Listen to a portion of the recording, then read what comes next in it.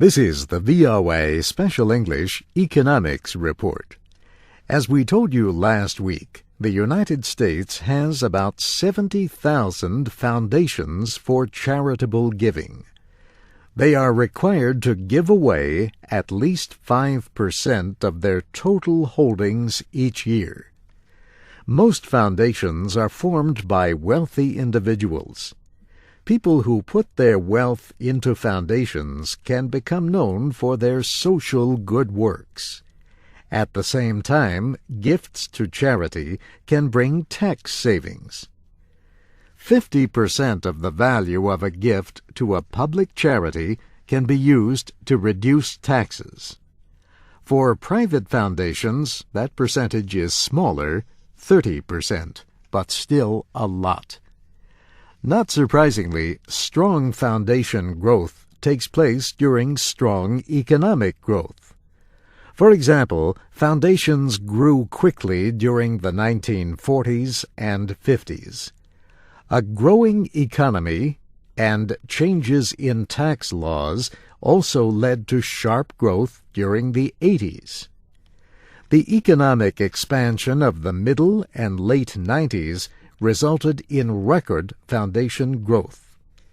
In 2000, as the stock market reached its highest level, so did the number of new foundations, more than 6,000 that year alone.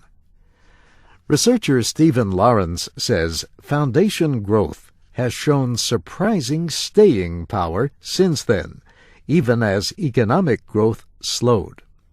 He says new foundations continued to appear at a rate of about 2% in 2004. Mr. Lawrence is the top researcher at a group that studies such things, the Foundation Center. But foundations can also run out of money and close. This happens at an average rate of 1% a year. Many of the rules that govern foundations come from the Tax Reform Act of 1969. Congress established a number of differences between public charities and private foundations. The new law defined all individual, corporate, and operating foundations as private. That meant greater restrictions and different financial reporting rules than for community foundations. At the same time, some people thought the changes in the law would mean the end of private foundations. The number of public charities grew in the 1970s. In some years, the holdings of private foundations even shrunk. Today, public charities represent just 1% of all foundations, but they are responsible for almost 1/10 of all foundation giving.